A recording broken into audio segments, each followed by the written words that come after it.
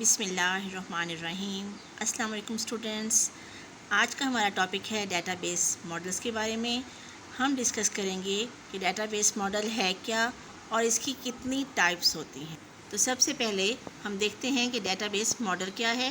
A set of rules and standards that defines how the database organises data is called database model, and how user views the organization, it is also represented in the database model. Students, इसमें ये बात बताई गई है कि कोई भी organisation जब डेटाबेस बनाएगी तो उसमें अपने डाटा को, अपनी एंटिटीज़ को, अपने रिकॉर्ड्स को किस तरह प्लेस करेगी, उन एंटिटीज़ के दरमियान में, ऑब्जेक्ट्स के दरमियान में रिलेशनशिप्स को किस तरह शो करेगी और डाटा किस एंटिटी से किस एंटिटी की तरफ मूव कर रहा है उसको रिप्रेजेंट करेगी। ठीक है, तो अब हम बात करते हैं टाइप्स ऑफ डेटाबेस मॉडल्स की। There are 3 types of database models: hierarchy model, network model, relational model. तो सबसे पहले हम डिस्कस करते हैं हिरार्चिकल मॉडल क्या है। हिरार्चिकल मॉडल में डाटा को एक चार्ट की फॉर्म में रिप्रेजेंट किया जाता है, जैसा किसी भी ऑर्गेनाइजेशन चार्ट में रिप्रेजेंट किया जाता है, from root to child. Hierarchy कहते हैं शजरा को। जिस तरह आप लोगों ने देखा होगा किसी भी चीज़ का जब शजरा शो किया जाता है, शजरा नसब जैसे आप लोग देखते हैं, तो सबसे पहले उस ख़ानदान में मौजूद सबसे बड़े आदमी को रिप्रेजेंट किया जाता है और उसके बाद उसके बच्चों को और फिर उसके बाद उसके बच्चों को डिस्कस किया जाता है। इसी तरह जब कोई ऑर्गेनाइजेशन डेटाबेस मॉडल बनाती है, हिरार्चिकल मॉडल में सबसे पहले उस ऑर्गेनाइजेशन का जो हेड होता है उसको रिप्रेजेंट किया जाता है और फिर उसके अंडर जितने भी उसके सबऑर्डिनेट डिपार्टमेंट्स आते हैं ऑर्गेनाइजेशन के, उनको रिप्रेजेंट किया जाता है। जो सबसे ऊपर हेड आप कह लें या जो सबसे ऊपर पूरी ऑर्गेनाइजेशन का जो नोड होता है उसको रूट कहते हैं। एक और बात बताती चलूँ मैं स्टूडेंट्स आपको यहाँ पे कि हिरार्चिकल मॉडल में जितने भी एंटिटीज़ हैं उन सब को नोड्स की फॉर्म में रिप्रेजेंट किया जाता है। ये जितने भी आपको नज़र आ रहे हैं ये ब्लॉक्स, ये सारे नोड्स कहलाते हैं। जो सबसे टॉप पे नोड होता है इसे रूट कहा जाता है और उसके बाद जो सेकंड लेवल पे या थर्ड लेवल पे जो जितने भी नोड्स आते हैं उनको चाइल्ड कहा जाता है। हर चाइल्ड अपने से ऊपर वाले नोड का सबऑर्डिनेट कहलाता है। ठीक है, जो ऊपर वाला रूट होता है इसे पेरेंट नोड कहा जाता है। जो नीचे वाला जितने भी नोड्स हैं फर्स्ट लेवल पे या जो है सेकंड लेवल पर जितने भी नोड्स मौजूद हैं इन्हें चाइल्ड या सबऑर्डिनेट नोड्स कहा जाता है। स्टूडेंट्स, यहाँ पे आप देख रहे होंगे कि ये जो हिरार्चिकल मॉडल होता है इसको आप इन्वर्टेड ट्री भी कह सकते हैं। इन्वर्टेड ट्री इसलिए हम कहते हैं कि आम तौर पे ट्री में रूट्स नीचे होते हैं और लीव्स ऊपर होते हैं, उसकी ब्रांचेस ऊपर होती हैं, लेकिन इसमें देखें कि सबसे रूट ऊपर है और उसकी ब्रांचेस जो हैं वो नीचे हैं। इसमें आप देखें कि ये लेवल 1 पे चाइल्ड है, इसके आगे इसको पेरेंट चाइल्ड कहा जाएगा और इसके जो 2 सबऑर्डिनेट्स नोड्स हैं इनको आप जो है चाइल्ड नोड्स कहते हैं। ठीक है, तो इसकी मैं जो मिसाल आपको दूंगी, फॉर एग्ज़ाम्पल हमारे पास कॉलेज की एग्ज़ाम्पल आप देखें कि कॉलेज हमारे पास रूट नोड है। उसमें जो जितने भी एंटिटीज़ उसके अंदर आती हैं, डिपार्टमेंट्स भी आते हैं और उसका इंफ्रास्ट्रक्चर जो उसका डिपार्टमेंट्स के अलावा बाकी जो उसका स्ट्रक्चर होता है वो उसके अंदर आएगा। तो ये उसकी 2 चाइल्ड्स हैं, डिपार्टमेंट और इंफ्रास्ट्रक्चर्स। डिपार्टमेंट्स में फर्दर जो उसके अंडर एंटिटीज़ आ रही हैं जिनके रिकॉर्ड्स हमने स्टोर करने हैं, कोर्स, टीचर और स्टूडेंट। ये 3 जो हैं चाइल्ड नोड्स हैं डिपार्टमेंट के। और फिर फर्दर आप देख रहे हैं कि कोर्स नोड के अंदर 2 जो है इसके सबऑर्डिनेट्स आ रहे हैं, 2 चाइल्ड नोड्स इसमें हम कंसीडर कर रहे हैं कि किसी भी कोर्स का थ्योरी और लैब। थ्योरी अलग होती है और लैब्स अलग होती है। थ्योरी के बारे में डाटा अलग इकट्ठा किया जाएगा और उन बच्चों की ने जो जितने भी लैब्स परफॉर्म की होंगी उसके बारे में डाटा अलग से इकट्ठा किया जाएगा। तो ये हिरार्चिकल मॉडल की एग्जांपल थी। इसके बाद नेक्स्ट जो है मॉडल हम डिस्कस करते हैं नेटवर्क मॉडल।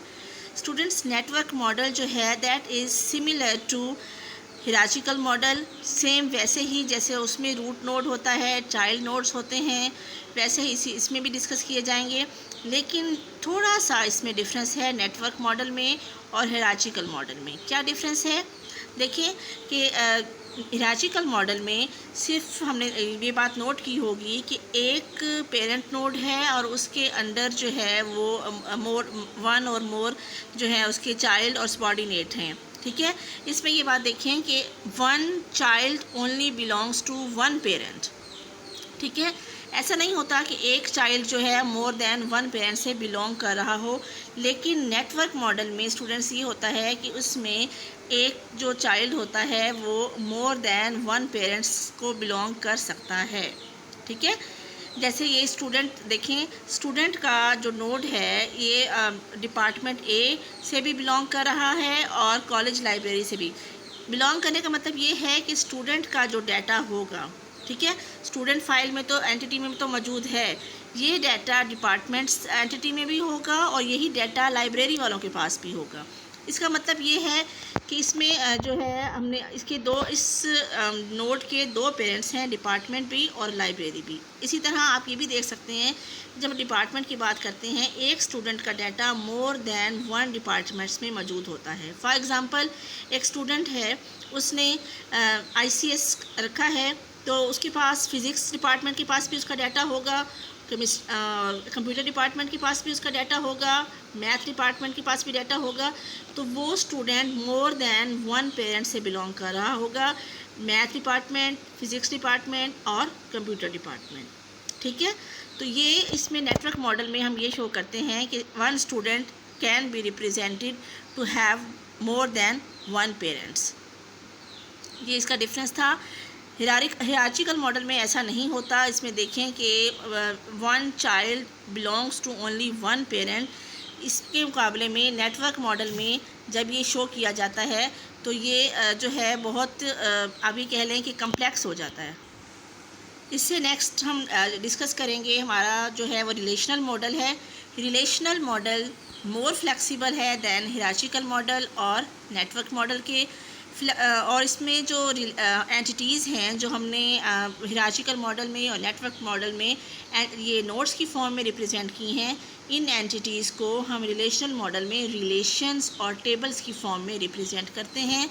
और इन एंटिटीज़ के दरमियान में रिलेशनशिप जो है वो बेस्ड करता है कि एंटिटीज़ में जो डाटा मौजूद है उनके कौन कौन से जो हैं फील्ड्स एक दूसरे से रिलेट कर रहे हैं, उसकी बेस पर एंटिटीज़ के दरमियान में रिलेशनशिप को रिप्रेजेंट किया जाता है। ये देखें कि हमारे पास यहाँ एंटिटीज़ हैं जो कि हमारे पास नोड्स की फॉर्म में नहीं है बल्कि रिलेशंस की फॉर्म में हैं। फैकल्टी की एंटिटी है, फैकल्टी में जो है प्रोफेसर, असिस्टेंट प्रोफेसर और लेक्चर्स, तीन जो है हमारे पास एंटिटीज़ आ जाती हैं।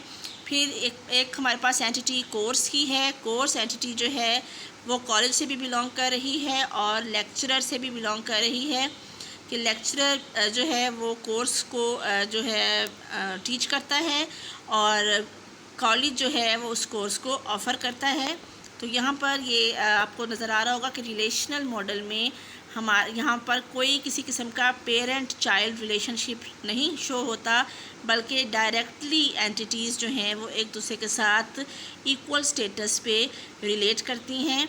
कोई भी एंटिटी ऐसी नहीं होती कि वो पेरेंट को रिप्रेजेंट कर रही हो और दूसरी एंटिटीज़ उसके सबऑर्डिनेट्स को या उसके अंडर का जो है वो आ रही हों, बल्कि सारी जो एंटिटीज़ हैं वो टेबल्स की फॉर्म में रिप्रेजेंट करके उनको सेम स्टेटस दे दिया जाता है।